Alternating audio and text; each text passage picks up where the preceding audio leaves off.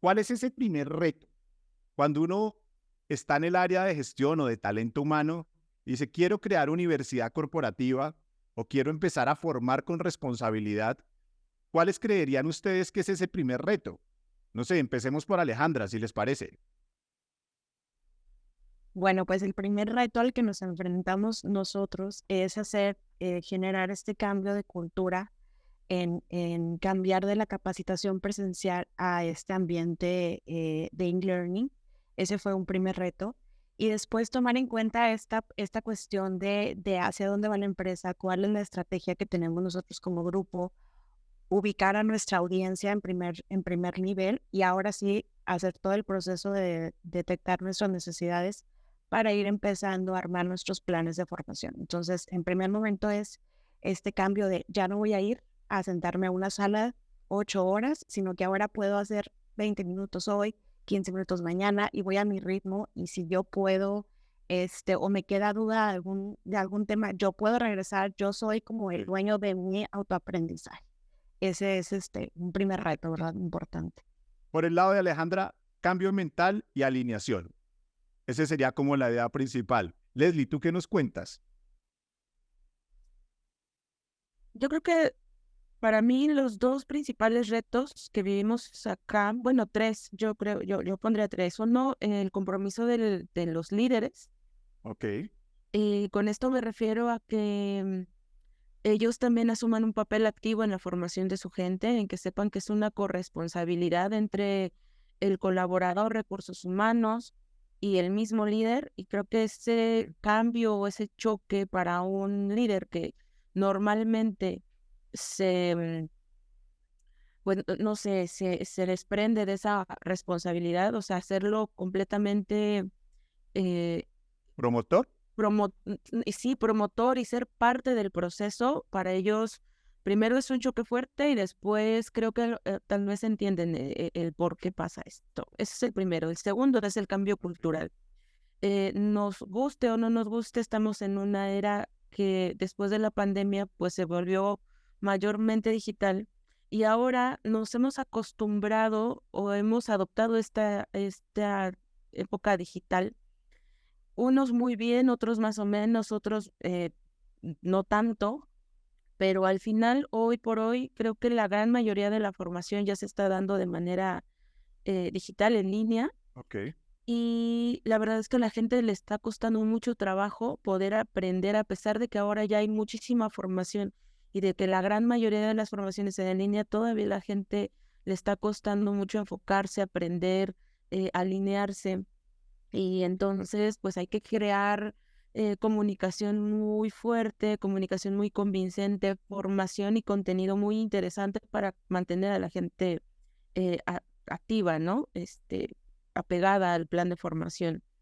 Y la tercera, yo creo que el tema del miedo al cambio, ¿no? Es decir, eh, venimos de años y años de formación presencial y de repente tener una universidad corporativa en línea 100% y decir, oye, tu formación es tu responsabilidad, de verdad que ese miedo al cambio también Ok. es complicado. Entonces, si hablamos, tenemos esa alineación. Primero, un cambio mental. Segundo, factores relevantes, los líderes, que justo nos decía Caterina aquí en el grupo que se convierten en embajadores. Ese cambio de cultura también suma. Perfecto, para que haya un cambio real. ¿Y Hilary qué nos dice? Como para complementar la primera idea. Uno de los retos más grandes que nosotros nos hemos enfrentado como organización es las generaciones.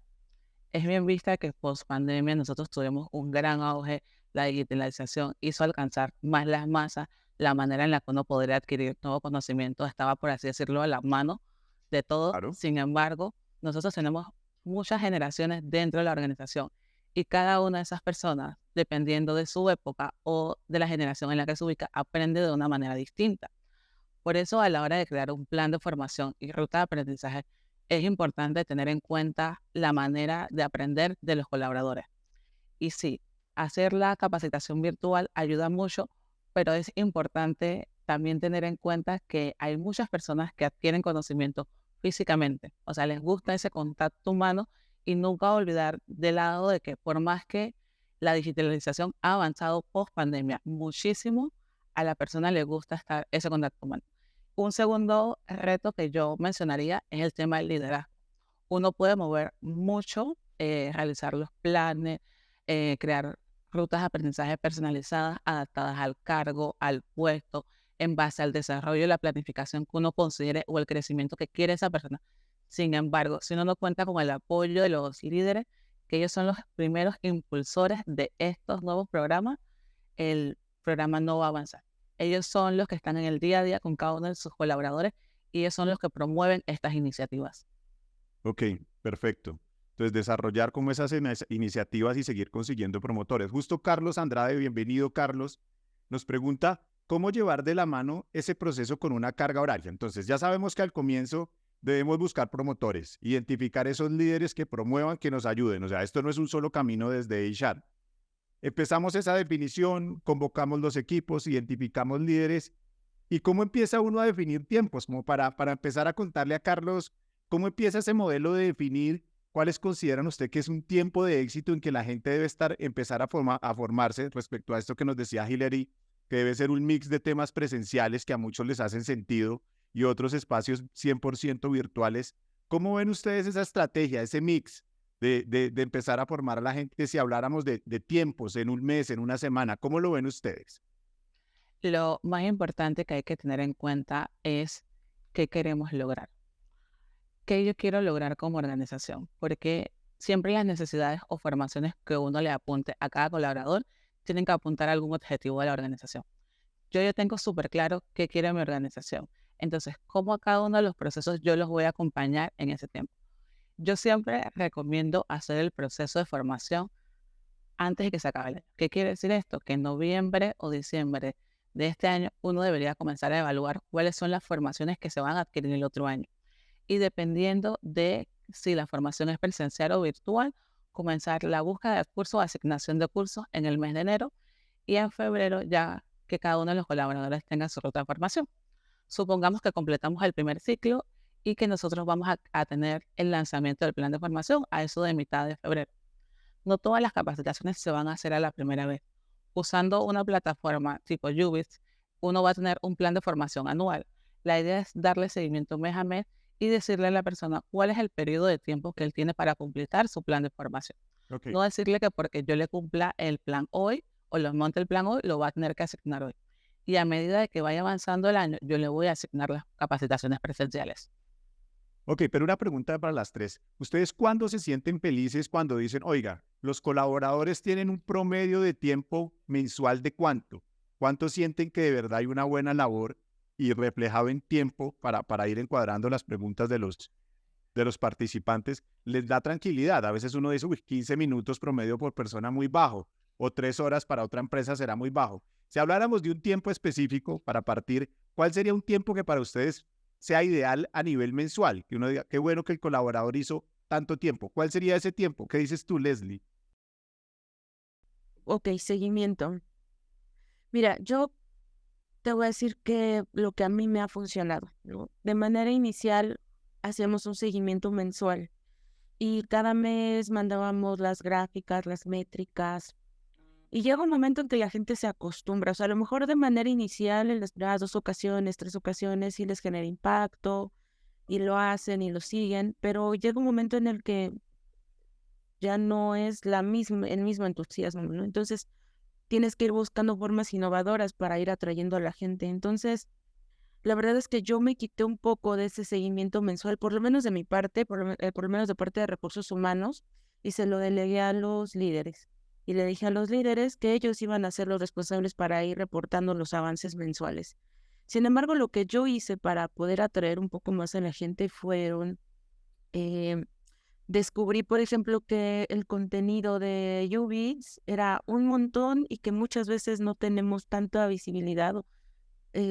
Se crea tanto contenido y que no tenemos hoy una forma como de ubicarlo, ¿no? Todo al mismo tiempo, y había contenido súper interesante. Entonces lo que hice fue filtrar y ver un poquito los temas que más o menos nos interesaban como empresa y empecé a mandarlos por comunicación interna. Y entonces la gente empezó a inscribirse en otros cursos que no estaban dentro de su plan de formación. Había gente que incluso terminó su plan de formación en su primer mes de estando con Jubits. Entonces, ¿qué le das a los demás, no? ¿Qué pasa con el resto del año? Entonces, pues nada, la verdad es que yo me quité un poquito esa responsabilidad, o más bien, le delegué la responsabilidad a los líderes para el cumplimiento del plan de formación y yo me encargué de hacer que se interesaran en el resto, en el 90% del contenido de la formación. Y la verdad es que me ha funcionado porque hemos mantenido los indicadores. Qué bien, y es un mensaje bien importante porque muchas veces nos damos cuenta que lo que quiere HR formar muchas veces no es de interés del estudiante. Entonces, ser muy sensible y tener a la mano todo ese contenido seguramente aporta en ese tema que siempre queremos de engagement, de acércate porque te gusta, porque te hace feliz y porque te hace sentido. Alejandra, ¿tú qué opinas? Y perdóname antes de que respondas, y es para que sigamos con el tema, hay una pregunta que está siendo bien recurrente y es, ¿cómo convidamos o cómo adherimos a esas diferentes generaciones? Si ustedes tienen un ejemplo de cómo adhieren al operativo que está entre 20 y 30 años o cómo adhieren a alguien que sea mucho más grande en temas de edad, pues también chévere que nos cuenten. Entonces, Alejandra y después Leslie, si les parece que acaba de levantar la mano. Bueno, pues en cuestión de, por ejemplo, que estábamos hablando de la carga horaria Sí. de cursos, nosotros establecimos con base en nuestras necesidades y esa es la recomendación realmente. Revisar en base a sus necesidades qué tiempo, qué carga horaria de cursos es lo más conveniente para ustedes. Porque nosotros comentamos siempre que hay que mantener un sistema que sea sostenible a través del tiempo.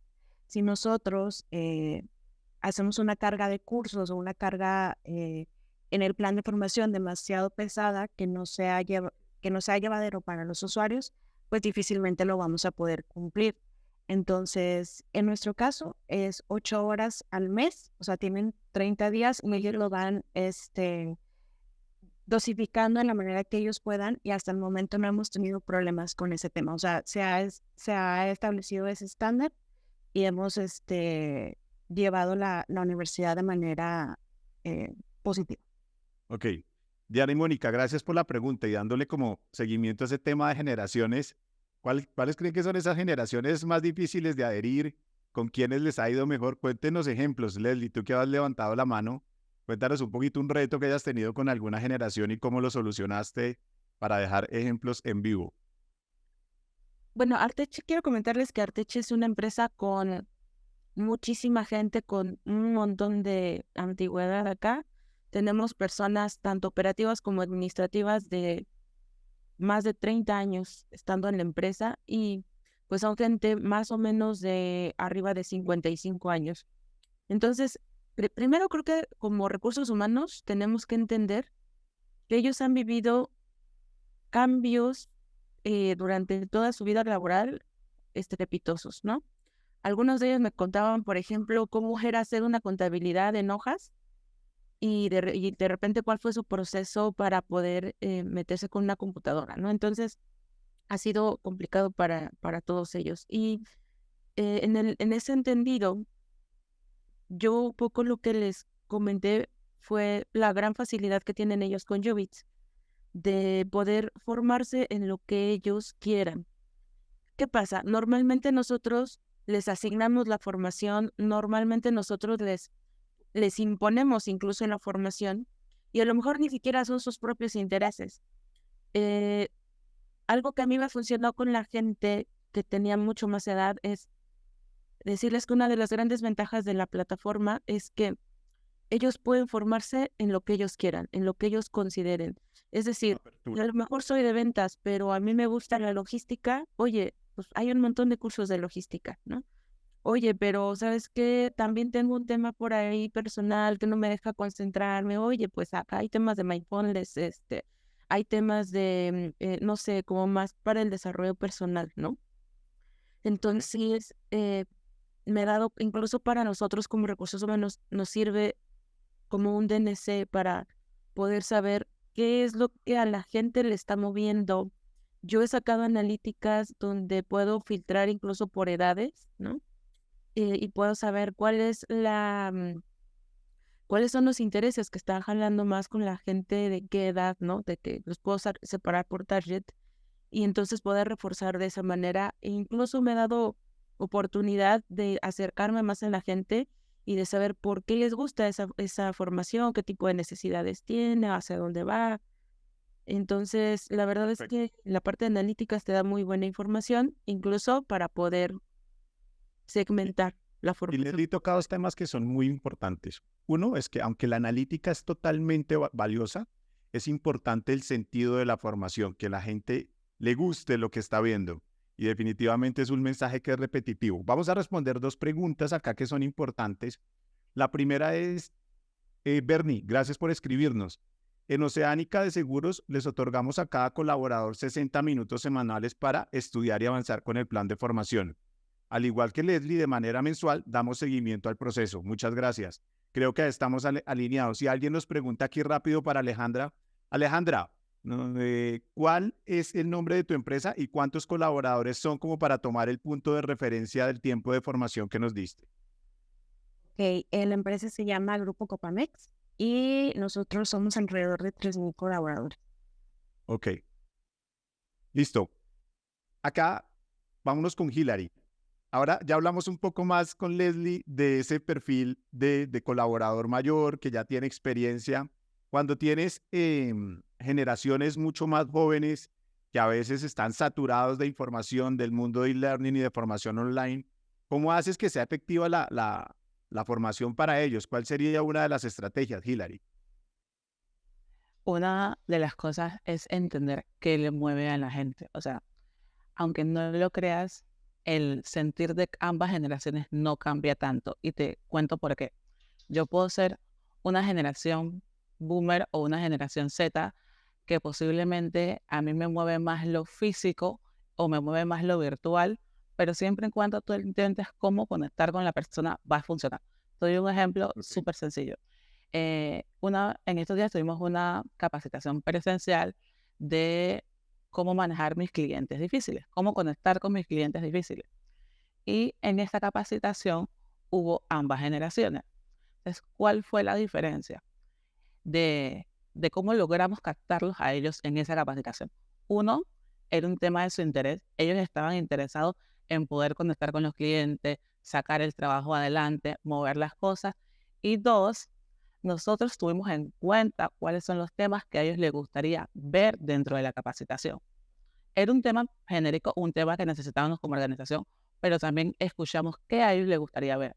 Entonces, eso hace que nosotros logremos comentar con ella. Ahora, ligado al tema que de autoaprendizaje. ¿Cómo yo logro que mi generación Z o mi centennial sean autoaprendizaje? Uno, es importante escuchar. Siempre qué necesitan, cómo van, qué les mueve, a qué apunta. A pesar de que hoy yo puedo ser un analista de formación y me mueve todo el mundo de formación, yo tengo otros temas aparte. Uno de los lemas que nosotros le decimos en la organización, yo tengo un plan, tienes un plan de formación asignado, la plataforma de Ubik está habilitada 24/7 para ti y cualquier tema que a ti te interese, que no esté en tu plan de formación, tú lo puedes realizar. Entonces, por lo menos en el caso de nosotros tenemos la licencia más y el club. Y muchas veces ellos se conectan, porque me llegan las métricas, a las plug.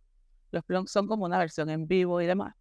A pesar de que a la generación Z y Centennial le gusta los micro cápsulas de información, le gusta también hacer muchas preguntas y consultas, le gusta cuestionar lo que se le está enseñando. Okay. Entonces, este es uno de las versiones o tipos de contenido que uno le puede hacer a las personas. Es corto, es en el horario que ellos deseen, porque el plug al final tú decides si te conectas o no y puedes interactuar con el profesor. Entonces, eso también nos ha ayudado mucho a movernos a ellos. Entonces, adicional a eso, también explicarle las plataformas.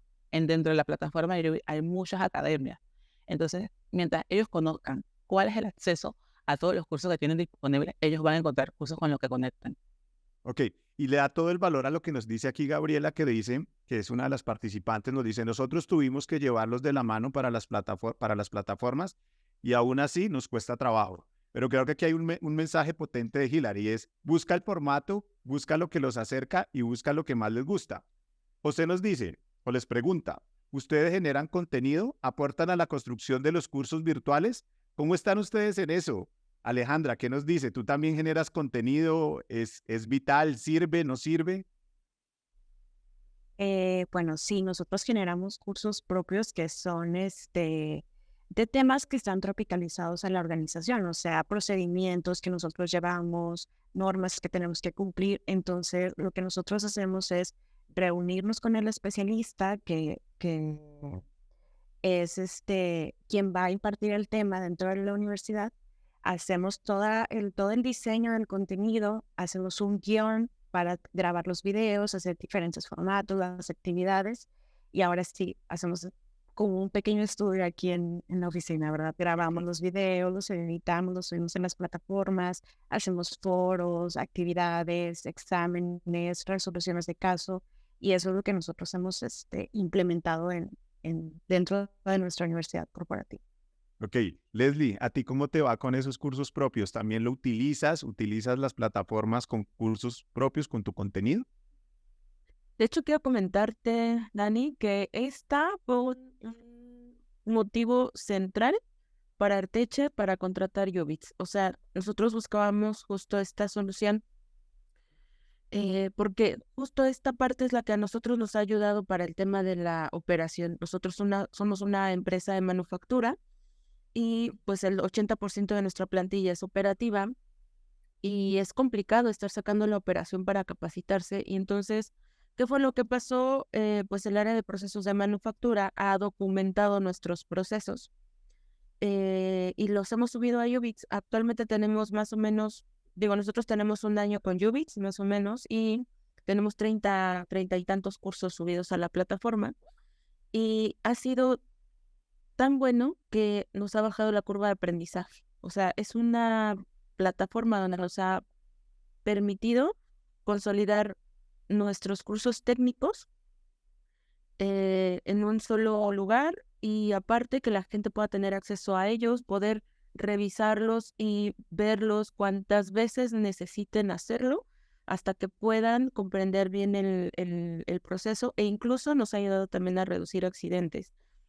La verdad que, insisto, ayer incluso tuvimos por ahí una reunión donde estábamos invitando pues a otras áreas a subir sus propios cursos, ¿no? O sea, que el área de seguridad, que el área financiera, que el área legal pudiera subir, pudieran ser partícipes en la parte de creación de contenido y que podamos hacer, no sé, una verdadera universidad corporativa, ¿no? Claro. Y es un mensaje muy valioso porque yo creo que esa sinergia del contenido que hoy tiene la plataforma desde Ubits, que son muchos contenidos que pueden desarrollar muchas habilidades, mezclado con esos cursos que les dan sentidos a ustedes por temas de regulación, por temas de producto, es lo que hacen que la gente sienta de verdad que hay un proceso de aprendizaje efectivo, lo que nos dice Leslie, que se está construyendo universidad corporativa. José, creo que te dieron una gran respuesta a esa pregunta que nos hiciste y de verdad qué chévere que estés participando en el chat. Leslie nos dice, no, le están preguntando a Leslie, ¿cuánto tiempo les ha tomado entrar en esta cultura de generar contenido interno? ¿Y qué tiempo de reacción tiene para los ajustes del contenido frente a los cambios que se dan en la empresa? Muy buena pregunta. Isa nos hace esa pregunta. Ok, pues mira, algo que a mí me ha gustado específicamente es que la creación de contenido es muy amigable, o sea, no es una plataforma donde necesites saber programación o sí, un Complejo. conocimiento muy avanzado sobre creación de contenido, etcétera. La verdad es que la plataforma es bastante amigable con esa parte. A nosotros crear al área de procesos de manufactura, porque no quiero demeritar el trabajo que ellos han hecho, más o menos le ha tomado unos 6 meses en crear estos 30 cursos y un dato importante que quiero decirles, estos 30 cursos los crearon 2 becarios, o sea, nosotros trajimos 2 becarios, los empapamos de los procesos y ellos han sido quienes nos han apoyado mucho a crear este contenido. Ahora, en el tema del cambio digital, eh, para el tema porque creo que también era una pregunta, si no estoy malentendiendo, el tema del cambio digital, sobre todo para la gente de operaciones, que tenemos gente muy grande en operaciones, pues a ellos sí hay que ayudarles, ¿no? A ellos sí hay que ponerles, pero ya cuando ven la computadora, ya cuando les dices, oiga, pues ahí usted muévale, no pasa nada, no tiene miedo.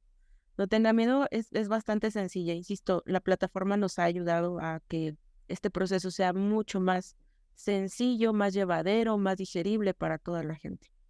Gracias. Gabriela también nos aporta, nos dice, también funciona gamificar el contenido, más si son cursos de certificaciones. Muy buen aporte, la gamificación siempre estará de la mano en procesos de formación. Javier Bautista nos pregunta, ¿se pueden colocar Scrums dentro de la plataforma o qué tipo de formatos son necesarios para trabajar dentro de la plataforma? Se pueden poner, claro que sí. Y básicamente lo que se intenta siempre es llevar el contenido de la manera más fiel, como ustedes la tienen dentro de sus procesos de formación, para que los estudiantes siempre tengan alcance y lo sientan en un ambiente muy familiar a lo que han venido viviendo dentro de la organización. Bueno, pasemos a otra pregunta y empecemos con Hilary. Esto siempre lo vemos, las iniciativas son grandes desde talento humano, pero hay cosas que no funcionan como uno espera. Si hoy, Hilary, tuvieras que darnos a todos un consejo de algo que no te funcionó o que no estuvo tan bien como lo esperabas, ¿qué nos podrías contar? Bueno, es una pregunta bastante interesante porque cuando uno hace pruebas y demás, uno siempre recomienda iniciar por grupos pequeños, pero también dependiendo de la necesidad organizacional, por lo menos en CUSASAR, era una necesidad incrementar las horas de capacitación y que todos pudieran tener este recurso e ir adquiriendo nuevos conocimientos y competencias. Es por eso que se tuvo que lanzar a la vez. ¿Qué yo recomendaría no hacer? Hacer un seguimiento muy seguido. Por más que uno le asigne una cierta cantidad de horas al mes, no todas las personas disponen del mismo horario o planificación. Yo recomendaría hacer un seguimiento de cada 2 meses o cada trimestre. Incluso el seguimiento de un mes le recomendaría algo interno, o sea, que tú sepas qué tanto va avanzando la persona, seleccionar o hacer seguimiento a los que van bajo porcentaje de cumplimiento. ¿Qué quiere decir esto? Si yo llevo la mitad del año y yo tengo el 20% que no tiene ni siquiera completado el 50% de su plan de formación, yo me enfocaría en esos usuarios. Pero si nos enfocamos en las masas, uno por querer abarcar mucho no lo logra. Entonces, hay muchas personas que en su primer mes, segundo mes, tercer mes ya completan el plan de formación y ellos dedican el resto del año a adquirir nuevos cursos, nuevos conocimientos que les interesan. Entonces, si te enfocas en esas personas que ya lo completaron, desenfocas al otro. Entonces, uno de los recursos que yo dedicaría o enfocaría es a darle seguimiento a aquellas personas que tienen bajo cumplimiento de su plan de formación. O sea, no les daría seguimiento a todos a la vez. Enfocaría en cuáles necesitan más ese recurso. Otra cosa que tampoco haría es dar el seguimiento en masa. A muchas personas le gusta su seguimiento personalizado. O sea, me gusta saber cómo voy yo, cómo van no me gusta saber cómo van los demás, o no me gusta que los demás sepan cómo yo. En cambio, el reconocimiento sí lo haría en las masas. Saber quiénes son los top 10 de la empresa, quiénes son el equipo que más ha finalizado, quién es el equipo o el departamento que más se conecta a las horas de formación. O sea, el reconocimiento se los recomendaría hacer públicos y en masa, y el seguimiento se los recomendaría hacer personalizado. Una de las ventajas de la plataforma de Ubit que tiene es que ustedes pueden crear una automatización que le dice a las personas cuántos minutos han realizado en este mes o en el periodo que ustedes decidan. También les recomienda o les dice cuántos cursos han finalizado y qué tanto han avanzado en su plan de formación. Está perfecto, Hilary. Y muchas gracias. Yo creo que es un gran aporte. Como siempre, reconocer a las masas y los grupos que van un poco fatigados, hacer como un seguimiento más estricto, pero seguramente en privado. Y eso en medio de todo genera algo que es muy relevante, y es que es la percepción de la universidad corporativa. No fatigar a la gente de todo el tiempo con seguimiento, sino que de verdad la consuma orgánicamente, y eso hace que todos estén pues, tranquilos y contentos de estar formando. Alejandra, ¿tú qué nos puedes contar de eso que de pronto viviste y que no se debe hacer o que no fue una buena experiencia para compartir aquí con todos nuestros participantes? Bueno, en primer lugar, esta cuestión de qué no debemos hacer o los don'ts del proceso. En primer lugar, mi invitación es vivir el proceso del la prueba y el error, porque del error se aprende bastante. O sea, está el concepto de la pedagogía del error en la que nosotros probamos y a prueba y error vamos construyendo un proceso que sea adecuado a nuestras necesidades. Entonces, de lo que a nosotros nos ha tocado vivir, es importante mencionar que en un inicio tuvimos esta visión de hacer trajes a la medida, es decir, planes de formación que sean a la medida del usuario, ¿verdad? Pero ¿con qué nos encontramos? Con que a veces esas necesidades eran demasiado específicas y teníamos que crear cursos que solamente la persona que iba a tomarlo era quien nos lo podía como ayudar a desarrollar. Entonces, pues, ¿cuál era el caso, verdad? Y también, de acuerdo con Hilary en la cuestión de estar en el seguimiento mensual, nosotros lo hacemos mensualmente, o sea, lo hacemos, mandamos reportes de esa manera, pero sin duda es a lo mejor recomendable hacerlo cada bimestre, cada trimestre, para llevar una visión panorámica de cómo han estado avanzando los usuarios en cuestión de la universidad. Ok, perfecto. Leslie, ¿tú qué nos puedes contar? ¿Qué nos puedes decir de eso que de pronto no estuvo tan bien, pero que te llevó a aprender un montón en este proceso de universidad corporativa? Mira, la verdad es que acá algo que considero que no debí, por ejemplo, que no debí de haber hecho, es primero llenar a la gente de cursos, ¿no? O sea, ves tanto contenido, ves tantas cosas que quieres que todo lo tomen, todo así. Y es que, bueno, que la verdad, al principio yo les asigné un plan de formación demasiado extenso, cosa que creo que no fue un acierto. Después tuve que dar reversa y asignar poquitos, pero muy sustanciosos. Y como te dije, o sea, yo le estaba apostando más a que la propia gente conociera el contenido, se enamorara de él y que ellos mismos fueran responsables de su propio plan de formación. Eso fue de manera inicial. La segunda, creo que para mí el no comunicar adecuadamente fue un factor. O sea, el no, el pensar el pensar que la gente por sí sola a lo mejor se iba a dar cuenta o que ellos asimilaran el cambio o la integración de Ubix por sí solas, que pensé que lo iban a hacer por sí solos, para mí también fue un error. Entonces creo que algo que debemos tener un papel muy activo en el tema de comunicación.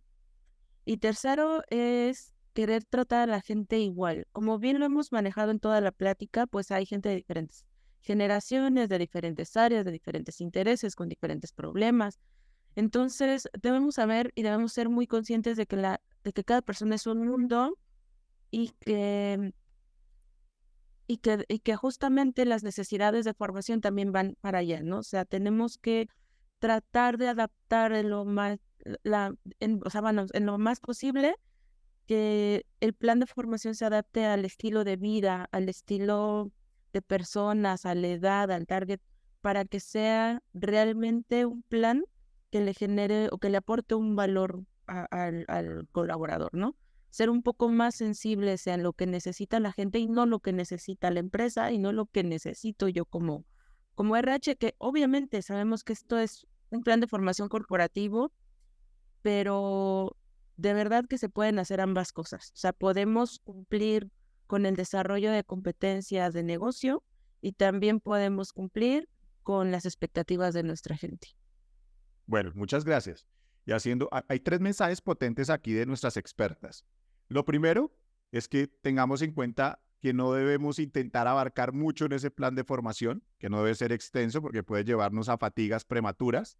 Entonces hay que tener claro quiénes necesitan qué y en qué momento. Dos, aquí le están dando gran valor a la frase de Alejandra de prueba y error. Todos somos empresas independientes, mundos independientes, y aunque experiencias nos pueden sumar un montón, hay que darnos la oportunidad de probar que seguramente el modelo es bien diferente en cada una de las organizaciones. Y tercero, algo que nos dice Hilary que nos parece también muy potente y es el tema de reconocimiento.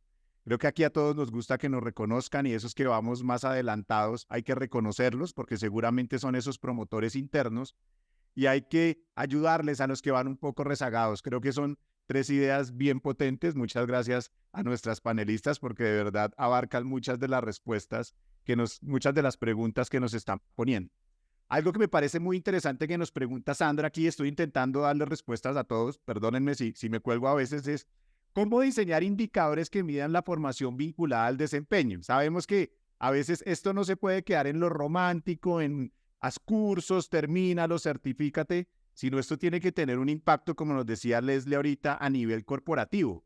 Si habláramos de dos indicadores que uno podría adjuntar a estos modelos de formación, ¿cómo los están midiendo ustedes en cuanto a desempeño? ¿Qué nos podrían contar? No sé, si quieres empezamos por Leslie. En mi caso, yo lo mido de dos, bueno, hay dos indicadores específicamente para los planes de formación. Uno es,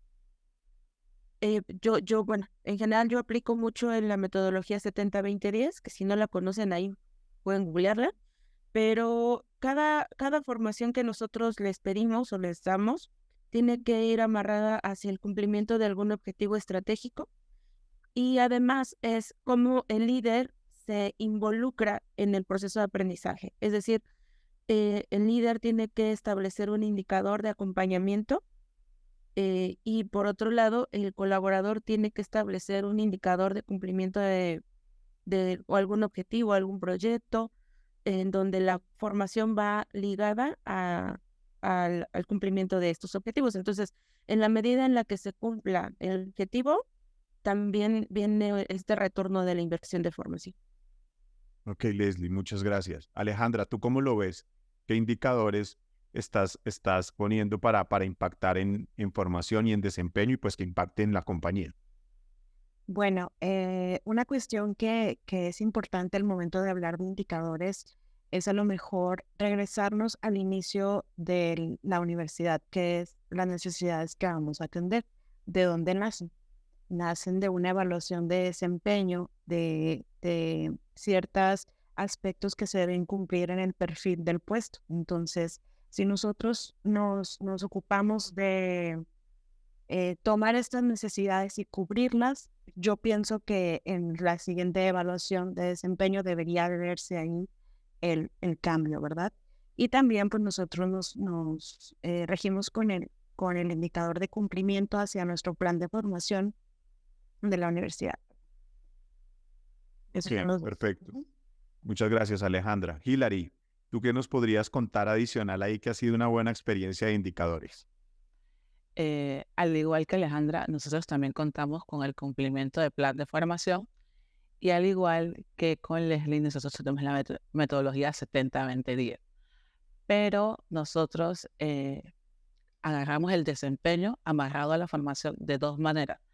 La primera es que desde mi perspectiva como organización, teniendo en cuenta que yo voy a sufrir cambios organizacionales, quiero preparar a mi colaborador para esa necesidad que en algún momento vamos a tener. Voy a dar un ejemplo básico que posiblemente muchas empresas han tenido. La migración de Excel, de tableros en Excel a tableros en Power BI. Este es un boom en la analítica de datos en estos momentos. Entonces, ¿cómo yo les doy el conocimiento a tiempo y preparo a mi personal para ese momento? Muchas veces nos enfocamos en las horas de formación y nos olvidamos de dar el conocimiento en el momento que las personas lo necesitan. Entonces, también es importante tener en cuenta hacia dónde va la organización, porque a medida que yo sepa hacia dónde va la organización, yo puedo dar el conocimiento y la formación en el momento adecuado. Y dentro de nuestra metodología 70-20-10, una de las actividades es el cumplimiento de tu plan de formación, que va amarrada a cuáles son los objetivos que tiene cada uno de los colaboradores. No, está espectacular. Ya estamos hablando de metodologías mucho más profundas para medir indicadores.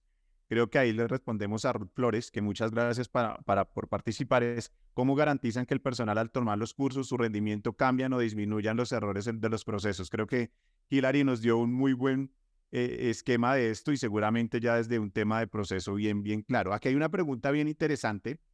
Catherine nos pregunta, ¿cómo se implementa el ser, saber y hacer en cada formación? ¿Cómo garantizan ustedes que esté impactando en temas de ser, la persona, en el saber de cada una de esas personas y en el hacer?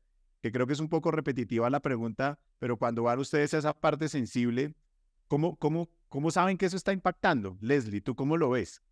Es complicado medirlo con un KPI, Okay. pero definitivamente hay cambios que se notan.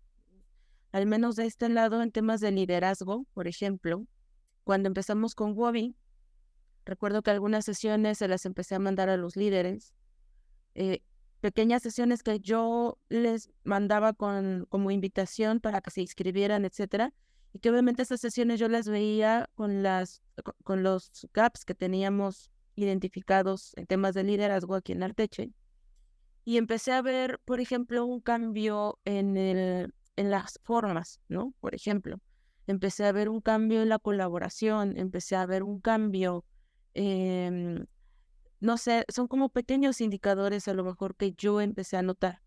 Entonces, eh, incluso ellos se acercaban conmigo y me decían, oye, ¿cuándo hay otra, no?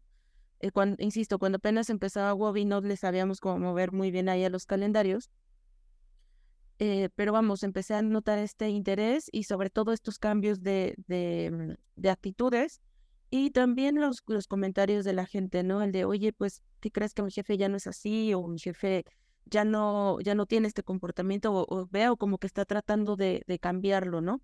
Es, como yo les decía, tenemos un año con Ubits y hemos tenido avances consistentes. eh, Todavía no tenemos un gran cambio cultural, pero creo que vamos por el camino correcto. ¿Y cómo nos podemos asegurar del saber ser? Yo siempre lo he dicho, o sea, si tú quieres un indicador para el saber hacer o el saber ser, pues tendrías que implementar una evaluación de actitudes. Es decir, que una persona vaya, te observe en la operación y te observe que lo estás haciendo, que lo puedes hacer y que lo estás aplicando. Pero si no haces una evaluación de actitudes, tú te puedes dar cuenta en el cambio cultural o en la forma de ejecutar en las acciones y que te van a poder decir que vas en el camino correcto. Ok, muchas gracias. Alejandra, ¿tú qué nos puedes contar? Bueno, pues estos aspectos que conforman una competencia, el saber, o sea, la cuestión teórica, la práctica, la cuestión de la actitud actitudinal, pues son cuestiones que nosotros consideramos dentro del proceso formativo, el proceso educativo de la universidad. Es decir, dentro del plan de formación se consideran estos tres aspectos para que se cubran y se generen actitudes positivas, que se genere el saber teórico, pero también que se pueda llevar a la práctica. Entonces, eso es lo que nosotros tenemos considerado. O sea, es una cuestión de generar un plan de formación, de un proceso educativo integral en el que podamos cubrir estos tres aspectos. Perfecto, Alejandra, muchas gracias, gran aporte. Hilary, ¿tú qué nos cuentas? Para agregar un poco o complementar lo que dijeron mis compañeras, es importante también tener esa retroalimentación de los equipos. Yo puedo, por así decirlo, superestructurar un proceso en el ser, saber y hacer, pero cada formación no le queda en manga o camisa exacta a las personas. Por eso es importante la retroalimentación post formación. Y les voy a dar un ejemplo sencillo. O sea, ¿qué les pareció el contenido de la formación?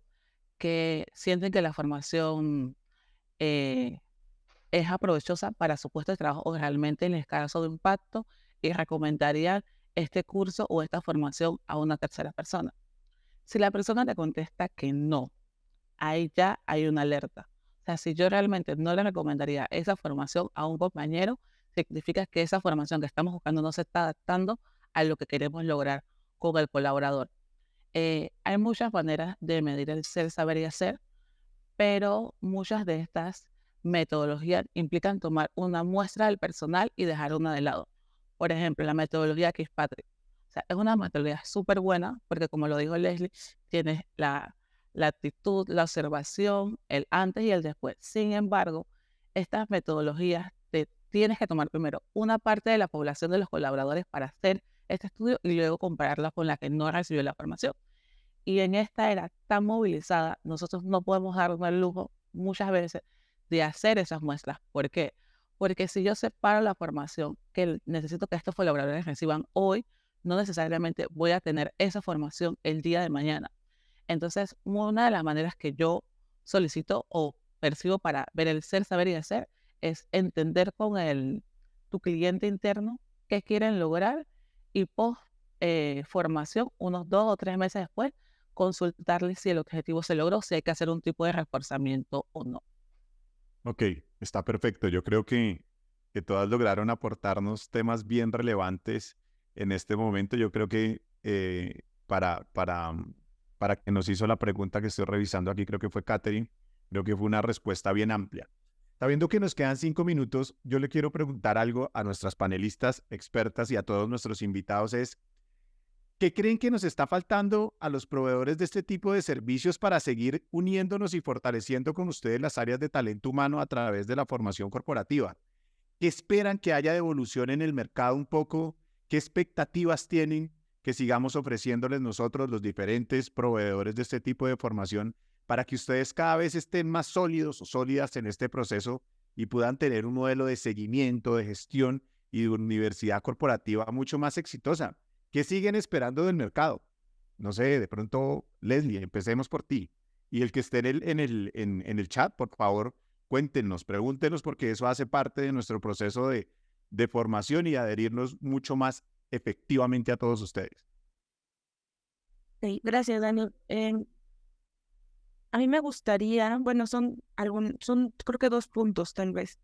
El primer punto es que pudiéramos hacer escalable la plataforma, es decir, que pudiéramos tal vez traducirlo o subtitularlo a diferentes idiomas. En el caso de Arteche somos una empresa transnacional, tenemos presencia en China, en Turquía, en Brasil, entonces somos multiculturales y hay muchas lenguas, ¿no? Entonces, algo que a mí o en nuestro caso nos ha faltado es un poquito, pues que los cursos o las formaciones estén disponibles en otros idiomas o bien que haya subtítulos en diversos idiomas. Y segundo, que pudiera habilitarse formación normativa, es decir, para cada tipo o sector, ¿no? Por ejemplo, para nosotros o para las empresas, pues es indispensable la formación en seguridad, la formación, insisto, normativa. Yo creo que si la plataforma nos pudiéramos aprovechar la plataforma para cubrir la formación normativa, Tendríamos de mayor verdad alcance. que sí, sería 2 puntos que serían muy escalables para las empresas, pues que estamos alineadas a la norma. Y está espectacular, Leslie, porque justo Juan Pablo y Eric nos preguntaban un poco del uso de inteligencia artificial y cómo está. Y dando total valor a lo que nos dice Leslie, pues eso es lo que estamos haciendo a través de inteligencia artificial, llegar a personas por diferentes idiomas, por diferentes contextos. Y ese es el camino, ya lo estamos haciendo. Seguramente muy pronto tendrán noticias de eso y podrán ver cómo impactamos. Y Leslie, gracias porque también todo ese tema técnico y de que se hace relevante para ustedes seguramente les da valor y es un llamado y una levantada de mano a seguir desarrollando contenido hacia ese camino. Alejandra, ¿tú cómo lo ves? ¿Qué crees que para dónde debemos seguir arrancando todos nosotros como proveedores para seguirle sumando a ustedes desde las áreas de HR? Yo creo que la cuestión de poder reducir el tiempo de asignación de cursos, o sea, que sea un proceso un poco más rápido, yo creo que esa sería una de las cuestiones importantes. Y otra también, ver la manera de que las evaluaciones de desempeño y todo el proceso de la universidad virtual esté ahí, o sea, el proceso de DNC, de las evaluaciones, que lo podamos tener como todo en un solo lugar. Yo creo que eso estaría ideal. Qué chévere. Aquí también comentarios de nuestros participantes. Sería interesante que incluyan contenidos técnicos como electricidad, electrónica, mecánica, calidad. Muy dando valor a lo que nos dicen ustedes, Alejandra. Seguir como contenido muy fuerte y seguir desarrollando. Poder ingresar datos relevantes directamente en la matrícula como género de edad para poder obtener mejores reportes. Eso nos lo pregunta Diana Teresa. Diana, ya lo hacemos. Seguramente nos reuniremos y te lo mostramos cómo lo hacemos al detalle. Bueno, y para terminar con esta pregunta y con este espacio, Hilary, ¿tú qué nos puedes decir? ¿Cómo estás viendo ese futuro y qué necesidades crees que debemos desarrollar para seguir siendo mucho más efectivos en las áreas de talento humano? El mundo se mueve tan rápido que ya todo el tema de metaverso e inteligencia artificial está moviendo mucho la manera de capacitar. lo que antes era como, por ejemplo, cómo utilizar una caja que uno lo hacía manual. Ya existen este tipo de IAs que te permiten crear esta caja y este sistema en esta plataforma y la persona poder hacerlo virtual. O sea, yo siento que la migración o que dentro de lo que pueda Qubit ir desarrollando todo este tipo de capacitación y se vuelva más hacia la inteligencia artificial, tener ese proceso de, por así decirlo, operativo dentro de la plataforma va a ayudar muchísimo y comparto totalmente el sentimiento de Leslie. Sé que somos de empresas totalmente diferentes. Cusesara es una constructora, sin embargo, el tema técnico y el tema normativo aplanca y ayuda mucho dentro de las organizaciones. ¿Por qué? Es cierto que nosotros necesitamos el tema de habilidades blandas, el tema técnico, pero cada vez que cambia una ley, cada vez más que hay temas de seguridad, todas esas normativas apalancan mucho la organización.